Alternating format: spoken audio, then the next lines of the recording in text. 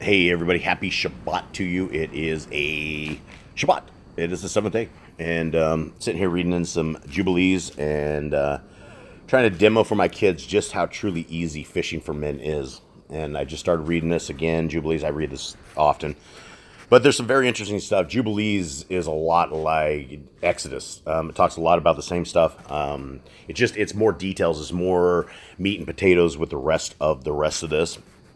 And so this is where Moshe is going up. And there's a common theme to all of this. And it's a common theme for everything in the Bible, from front to the end, which everybody has missed because we've taken the laws of God and we've said they no longer exist.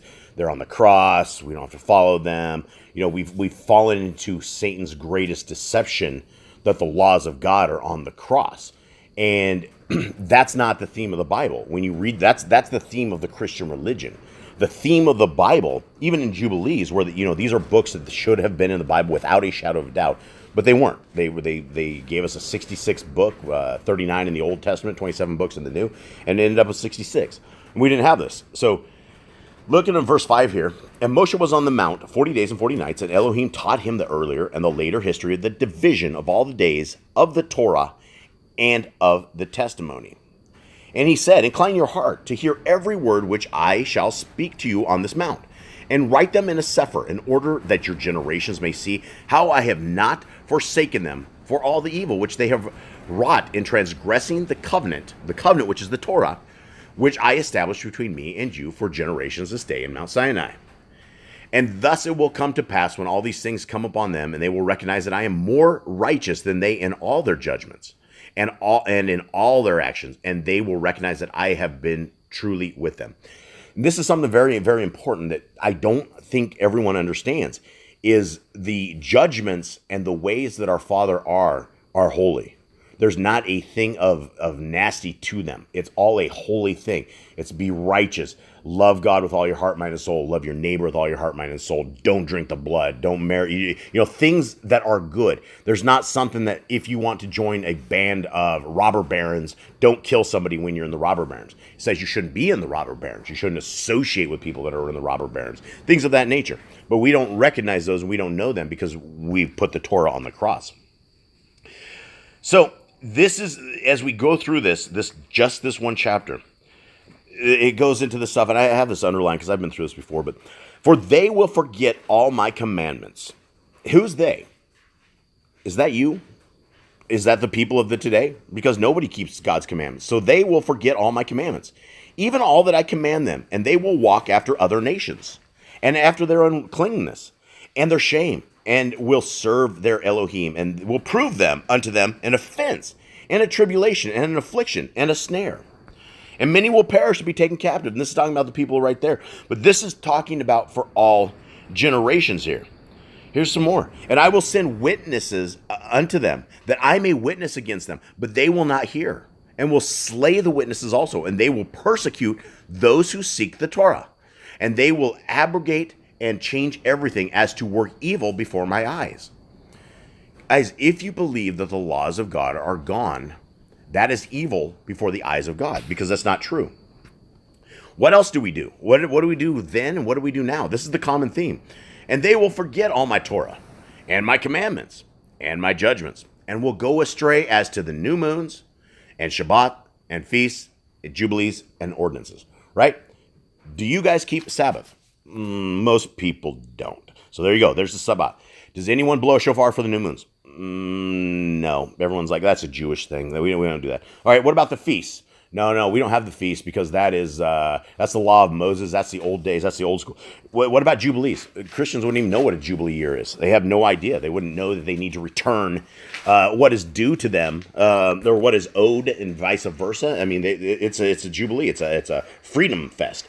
And all about the ordinances. All about this stuff. Don't pick up dead carcasses. Don't do this kind of stuff. That is the common theme, is everybody forgets the Torah of our Father. And as we roll on, and their souls will cleave to me and to all my commandments, and they will fulfill my commandments, and I will be their father, and they shall be my children. Guys, these are very scary things. This is why these books are taken out of the Bible. Right here. If you want to have a creator who is your father, who is your living father, who cares about you as much as your dad does or more, probably way, way more, this is how to do it. This is how to be in relationship with our creator. You're supposed to cleave to his commandments. You're supposed to fulfill the commandments. And you're supposed to be, and when it says fulfilled, fulfill my commandments, that doesn't mean do away with them. The Christians are like, Jesus said he fulfilled everything. Those are people who have never read their Bible and don't realize that is the doctrine of demons that are the only thing Yahushua fulfilled was killing the curse of the Torah against us. And he gave us a way. He gave us salvation, right? That is what it does. It doesn't stop physical death. We're all going to die. But it stops the spiritual death. That is what we are trying to prevent. That is what we are trying not to die, is that second death, right? We want to walk with our Creator. Do you think you're going to be able to walk with your Creator as you eat a ham sandwich? Are you going to be walking? Would you even eat a thing of bacon in front of your Creator? Most of you would probably say, oh yes, of course we will, because you're living in this constant sin of swine. But if our Creator was sitting next to you, Yahushua, Jesus the Christ, was sitting right next to you, there's no way in the world most of you would ever eat swine in front of him, because you know. But yet you're fighting against that. That's just a huge part of the Torah. If you can't give up swine, don't expect the kingdom. Don't expect the kingdom. If you can't stop munching on that salty swine snack, don't expect to ever be with our Father. He doesn't want to exist with you. He's not about dirty people. He's about holiness. You've contaminated your body. You've contaminated your temple. You've done stuff that is abominable to him just simply with the pork alone.